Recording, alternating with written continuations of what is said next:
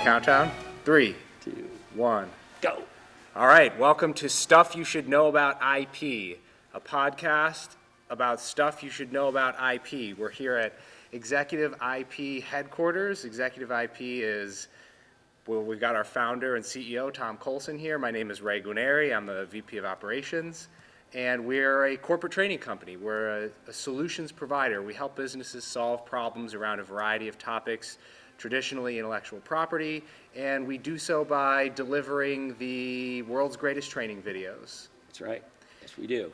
And so we decided we wanted to start a podcast about intellectual property and stuff that everybody should know about intellectual property, because we wanted to contribute a meaningful dialogue to the IP community and to the business community at large.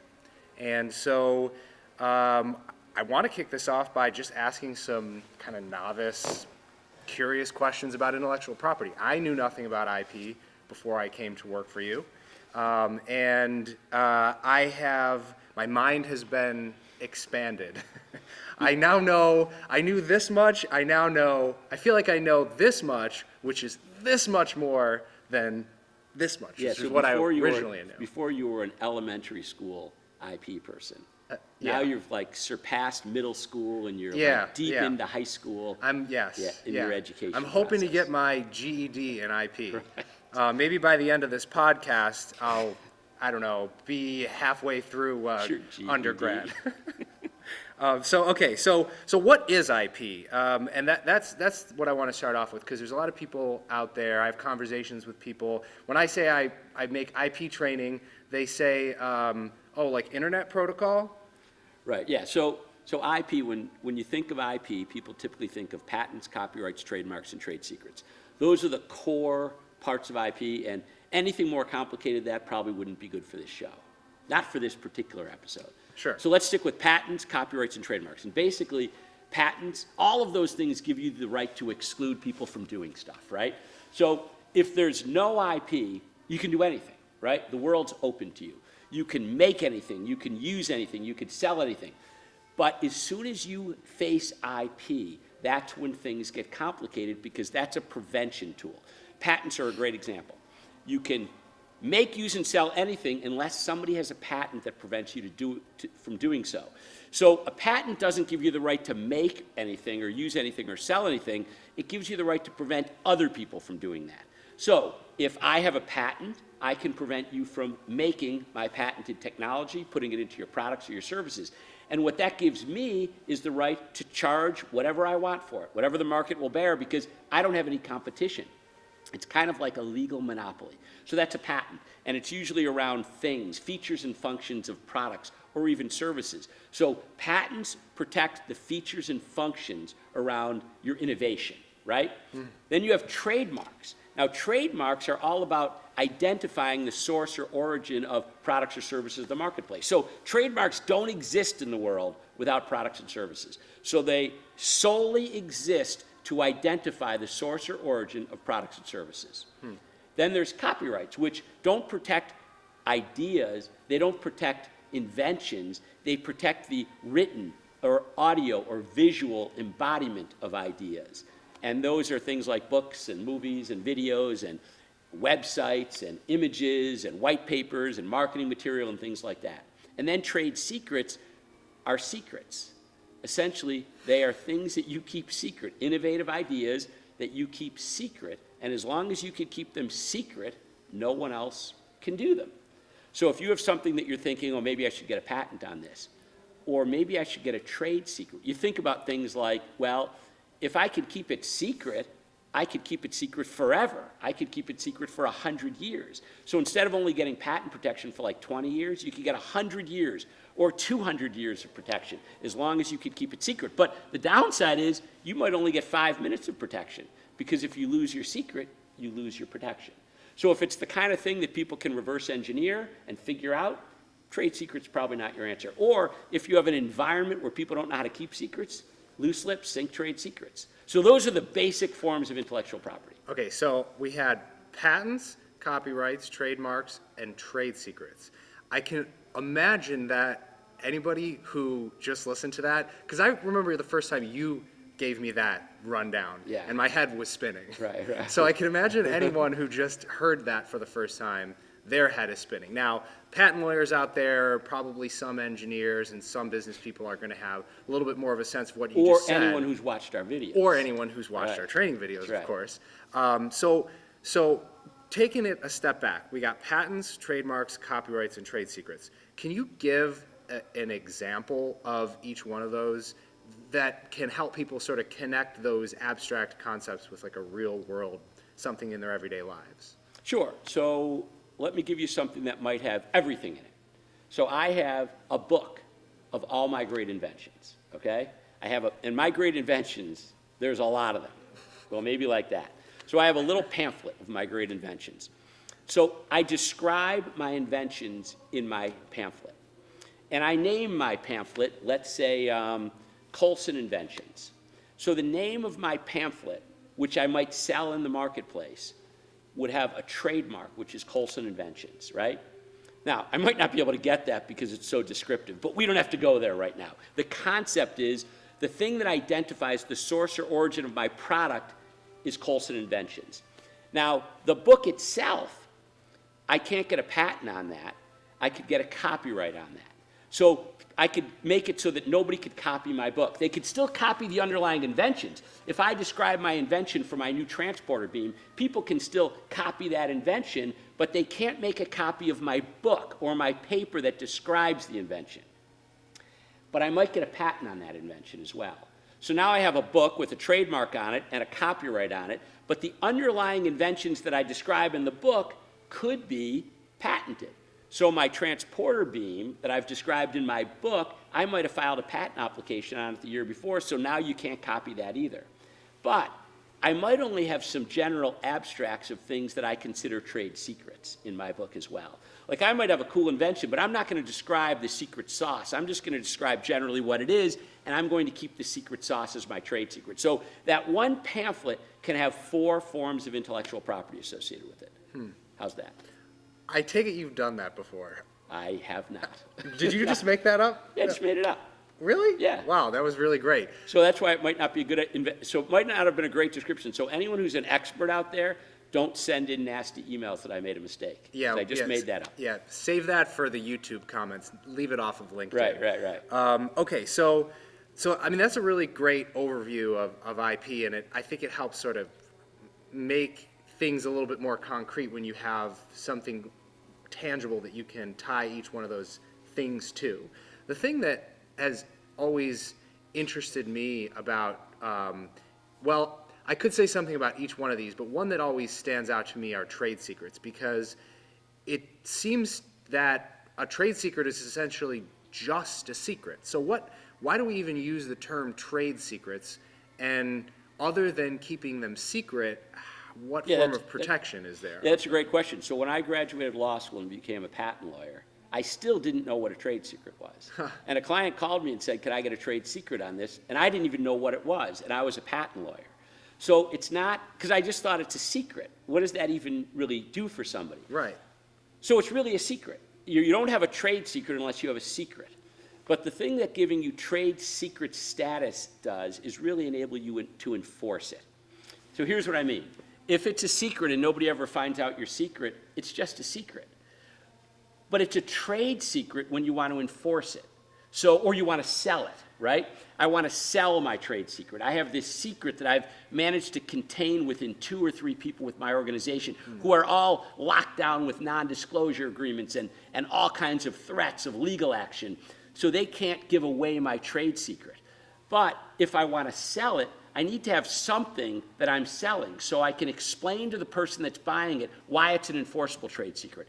All the steps that I've taken to make sure that nobody knows it. Because if I haven't taken all the right steps to ensure that nobody can discover my trade secret, it's not enforceable. For example, if I publish something about it, I've destroyed my trade secret. It's no longer enforceable.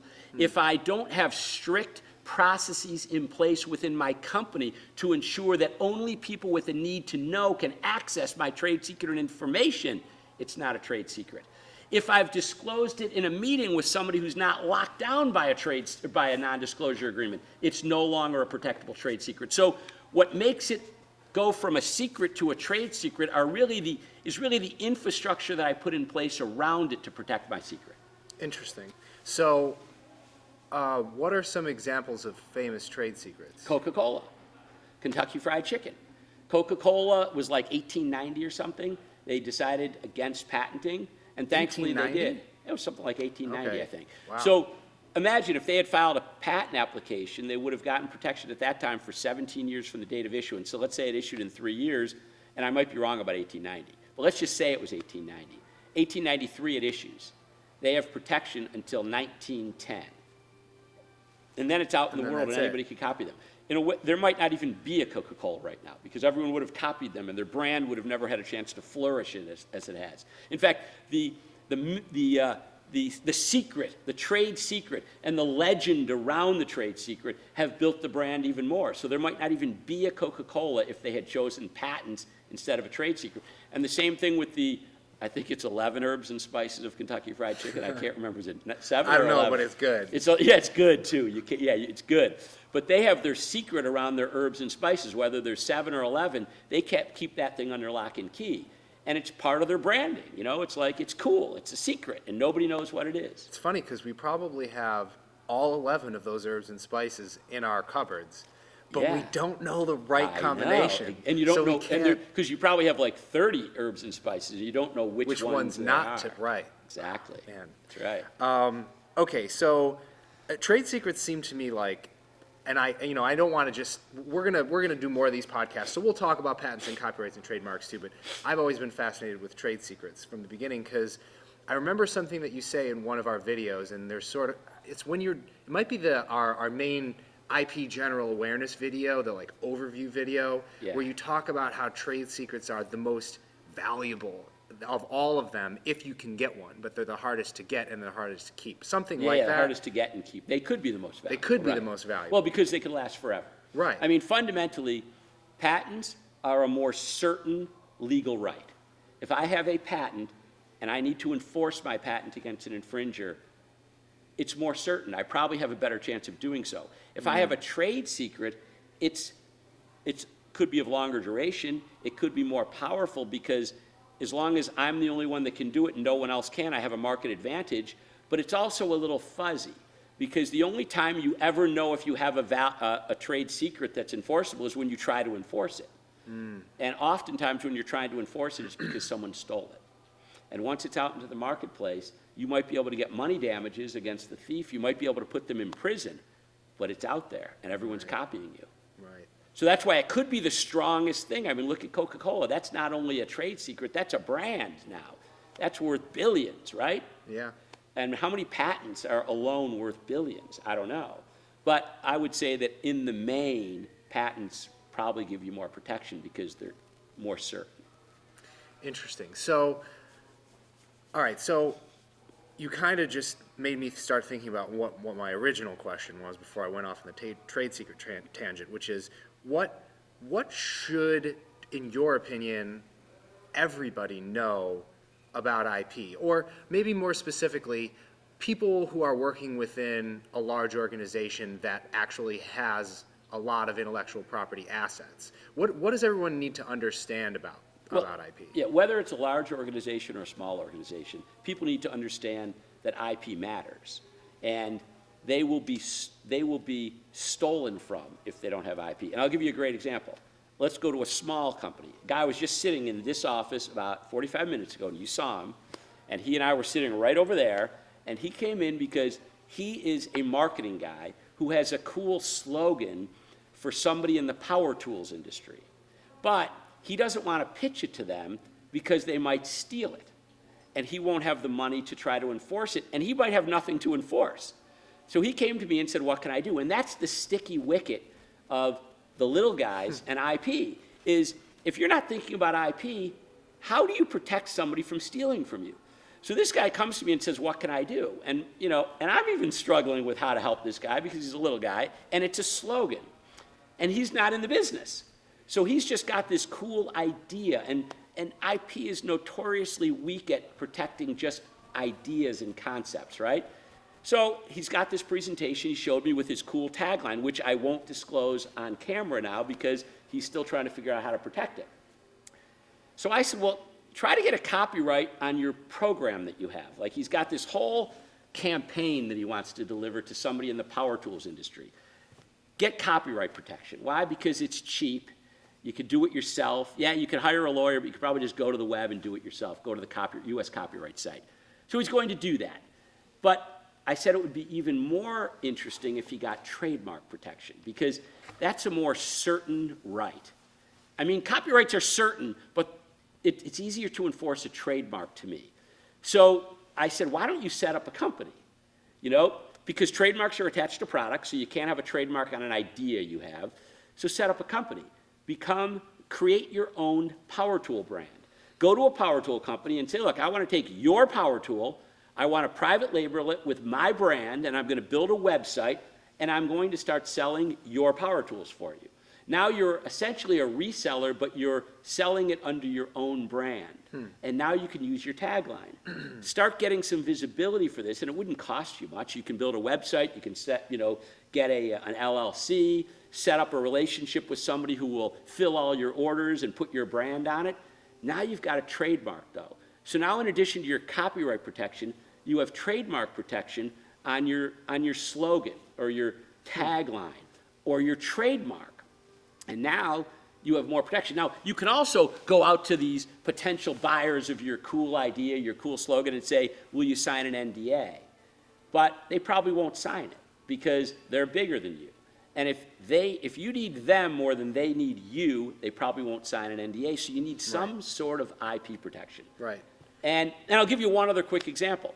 I had a guy come to me a few years ago with this board-like thing that he'd put up in the basement so that it was easier to put your electric box on it. You know how in your basement you have your electric box on the wall, and a lot of times people who are building the houses just take like extra pieces of wood and nail it up there, and then they put your electric box up, you know, where all your fuse box, where all your fuses are.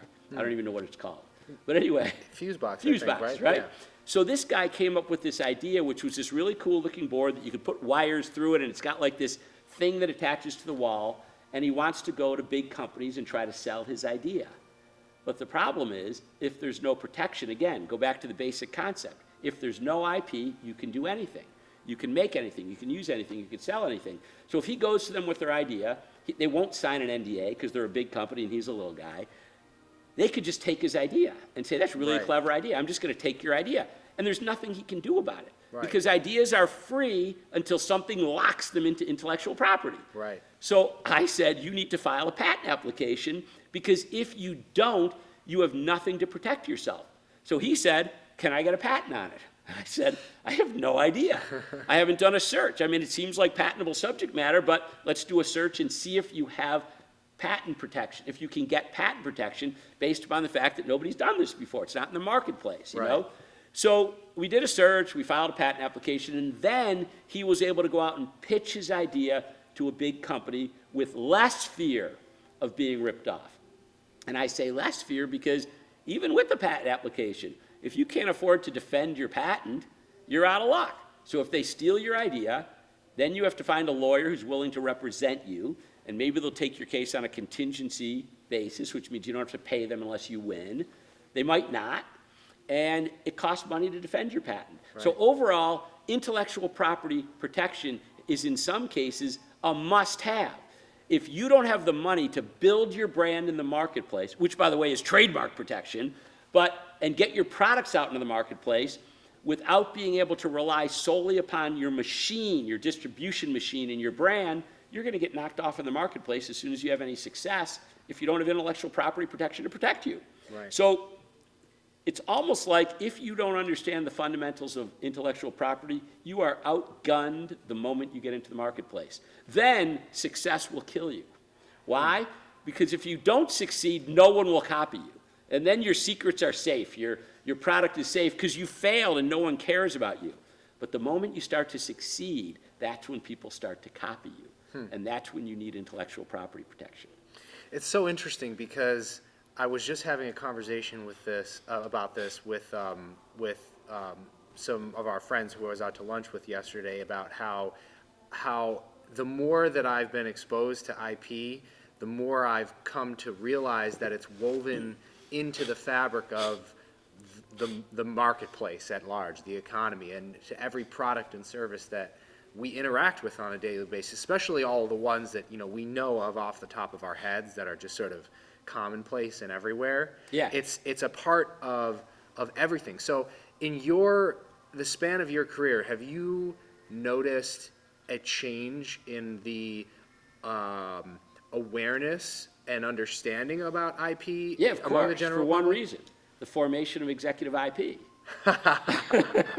Because we're out there with training videos Right. now, if not for And executive podcasts. and podcasts. So why is there more awareness about IP? Because of us. Right, So take us off the planet, and maybe nobody knows anything about IP. except for IP No, players. you know why IP is becoming so common in terms of people's discussions and business planning is because of either HP or IBM, and I don't remember which, but in January of 1997, it was a famous paper like the Wall Street Journal or something like that, had an article announcing either IBM or HP or TI, maybe it was Texas Instruments. They hit the $1 billion mark in licensing I think it revenue. was IBM. Was it IBM or I was it think so. TI? I think it was Well, TI. I mean, I can't wasn't remember. around, but. Yeah, you weren't even born yet. But I think I remember us talking about it. Yeah, it was one of those big companies. They hit the $1 billion mark. And as soon as that happened, all the CEOs of all the other companies were calling their chief patent counsels, who they didn't even know what they did before. And they were saying, where's my money? Where's my licensing money? And back in those days, I was a patent lawyer, but I was also running a software company that was analyzing patents, analyzing patent portfolios to helping people come up with big portfolios. And suddenly, within a month, it went from me calling people who wouldn't return my calls to me being inundated with phone calls about our software, because everyone was getting screamed at from above about their licensing revenue. Where was it? Now, little did they know it took them, maybe a decade to build a portfolio that can generate $1 billion, maybe more. But that's when it started to become commonplace. And by the way, in the late 90s, I think there was like a big 6 accounting firms at the time that then became like a big 4, then a big 3 or something. But they all started spending a fortune building IP consulting groups because everyone was waiting for this IP marketplace to emerge. And it's slowly emerging. But that got people thinking. Then people started writing books that were open to the popular community, not technical books that nobody could understand or that would bore people to death. There was this guy named Kevin Rivette that wrote a book called Rembrandt's in the Attic.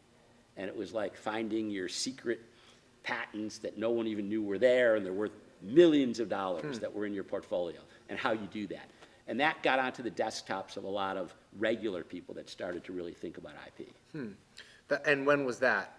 I think it was like 1997, 1998, 1999. I can't remember exactly when, but So we're still, IP has been around for a long time, but, yeah, since like 1790. Yeah. Wasn't that the first patent? I don't know. On like something called potash, really?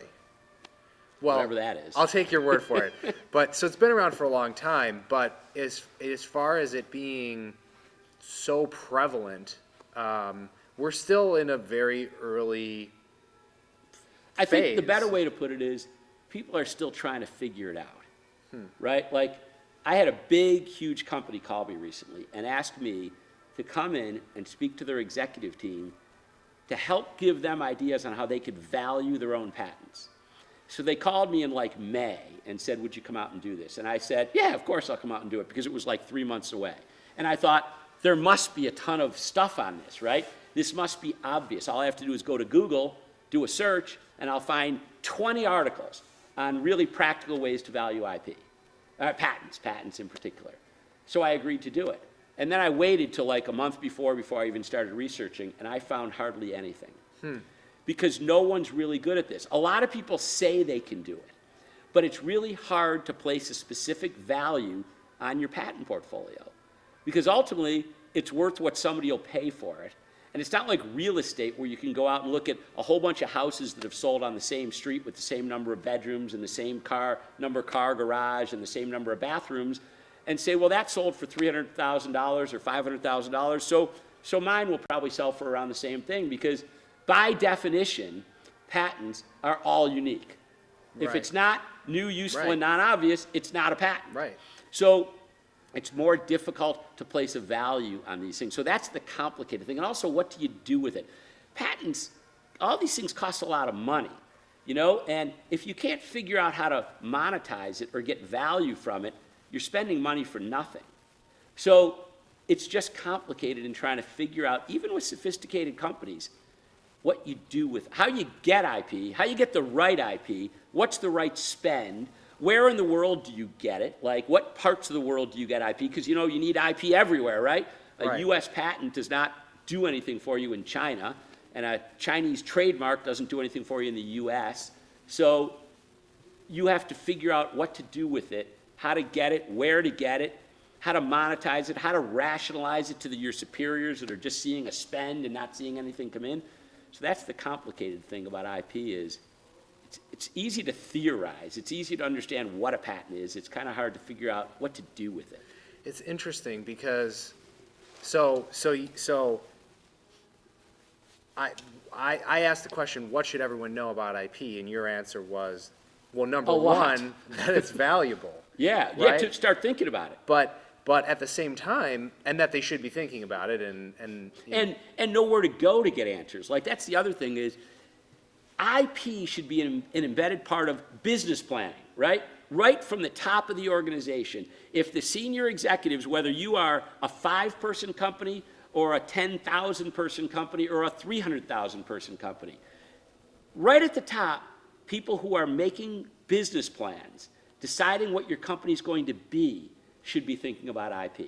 Right. Then sprinkling all down below, because a business plan is only as good as your ability to implement it, and the people implementing it are rarely in the executive suite, right? They're out there at plants and at retail stores and all over the place, and they're the ones that need to be implementing IP into the business. Right. Sales and marketing people are on the front lines. They're seeing competitive IP every day, but if they don't know what they're looking for, it's invisible to them.